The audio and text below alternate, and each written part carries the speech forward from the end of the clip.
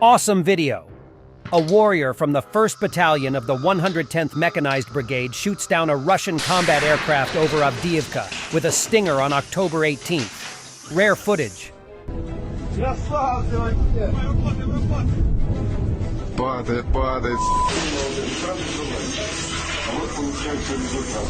Russian propagandists discussed the strike on Luhansk and Berdyansk aircraft with ATACMS missiles.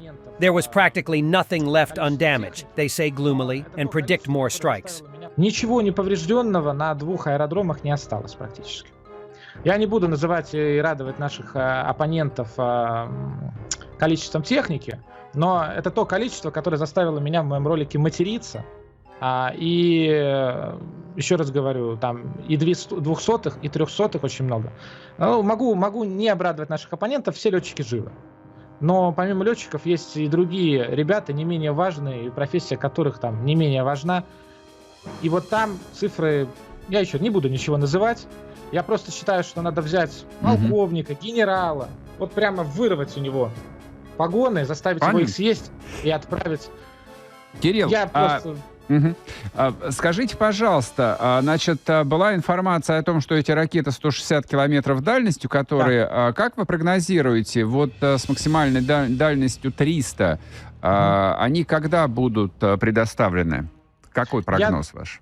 Я думаю, что после такого удачного для них и крайне неудачного для нас применения, я думаю, что в самое ближайшее время следующая партия, им же много их не надо. Надо понимать, что эти кассетные ракеты с кассетной боевой частью, они бессмысленны против окопов, это против располаг, они бесполезны против техники, они вот могут только что-то вот на открытой местности. Ясно. Условно ударить по вокзалу какому-нибудь, ударить по палаточному лагерю или вот ударить по аэродрому.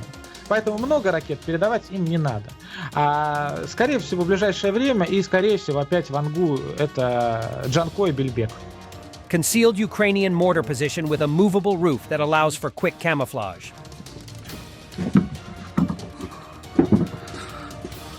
Сейчас. Вот стоит 2, 6 колес.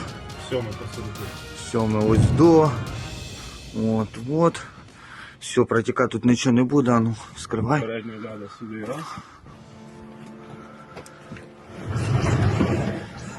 Хоп, наїбенили, а стрілялись і закрились.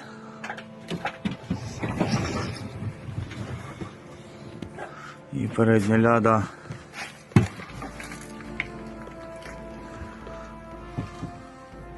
Якось так. The Swedish Starv 122 tank is in service with the armed forces of Ukraine. Lust for speed.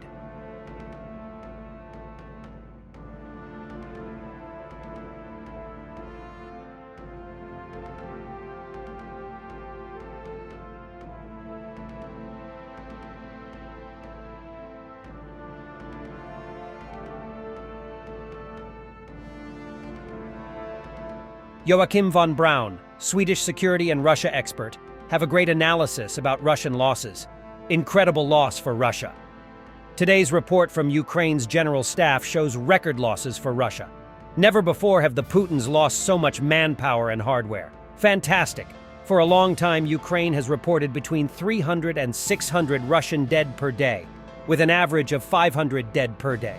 For the past 10 days, Russia has averaged about 800 dead every day. Yesterday, a record number of Russians were killed. As many as 1,380 men. Not during the entire war, as far as I know, have so many Russian soldiers lost their lives. But not only the number of dead soldiers has been incredible. Russia also lost 55 tanks in a single day, and as many as 120 armored vehicles.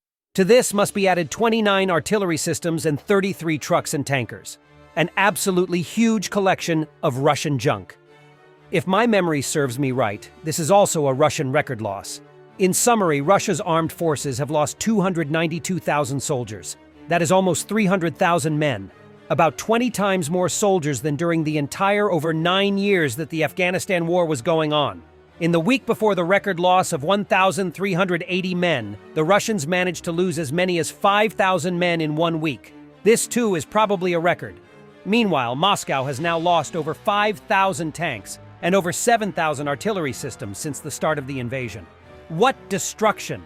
Also, over 9,500 armored vehicles have been shot to pieces, and almost 9,400 trucks and tanks have been destroyed.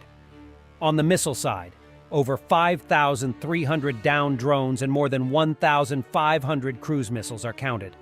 Almost the entire 31,000 destroyed heavier military systems, in addition to the amount of missiles. This is so bizarre that the Russian economy must be affected. This is what Klishchivka, Donetsk region looks like now. The village was deoccupied a month ago and is now a dead land. All the houses ruined, remains of destroyed equipment lying in the streets.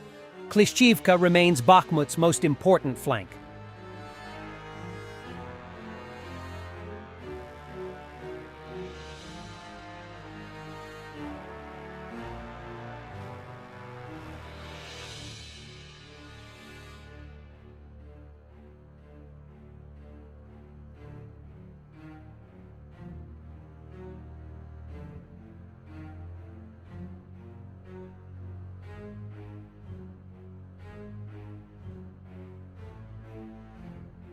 Russian propagandists openly laugh at Trump and criticize his remarks about Israel and Palestine.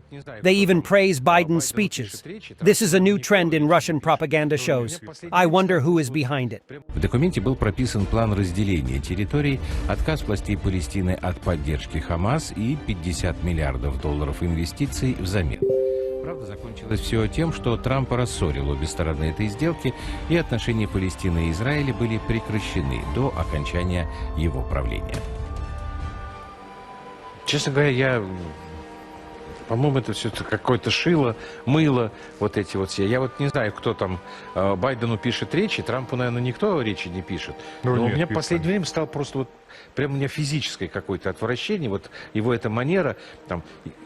Если бы я был президентом, я бы не допустил эту войну, потому что я знаю, как ее не допустить, потому что я президент, если я ее не допустил, я, блядь, ой, извините, ради бога, 10 слов, которые он местами переставляет, сволочь такая, все, пойду сейчас... Вы не его избираете. Не, ну правда, слушайте, и вот этот человек собирается быть опять президентом. Это его манера. Хватит, да я не про себя говорю. Идиоты идиотские. Так. Это его манера общения. Во-первых, он сам такой, он супер самоуверенный, везде это демонстрирует. Во-вторых, это нравится его электорату. Тем, кто за него голосует. Они хотят простых решений, он им дает. Меня не волнует. Человек. Я подбираю слова, да? Меня его электорат не волнует. Он мне не нравится, потому что я буду жить в своей стране дальше, но из-за того, кто будет руководить Америкой, это, в общем, тоже как бы будет на нас, на всех влиять.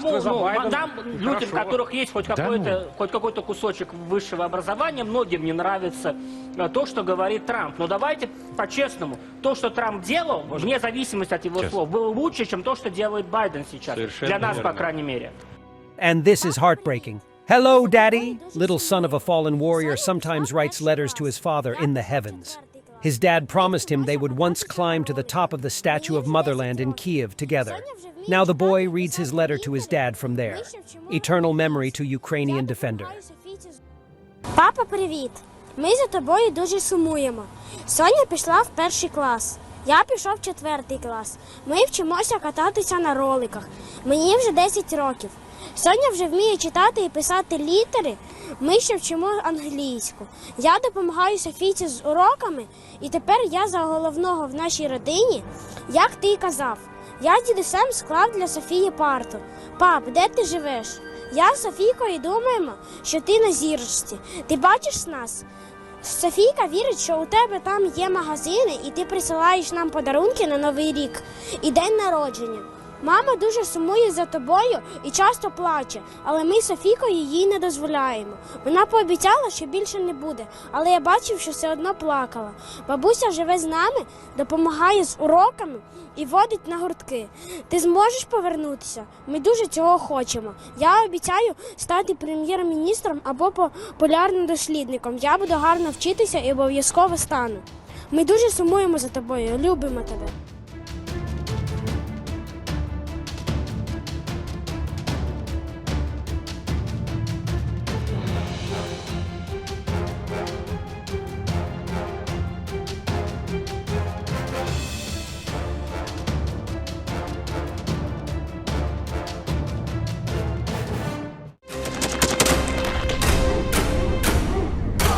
Thanks for watching and don't forget to subscribe. Also, if you wanna support Warthog Defense, please become our member and get early access to new videos, exclusive members-only videos, and become administrator in comment section. The membership link is in the description.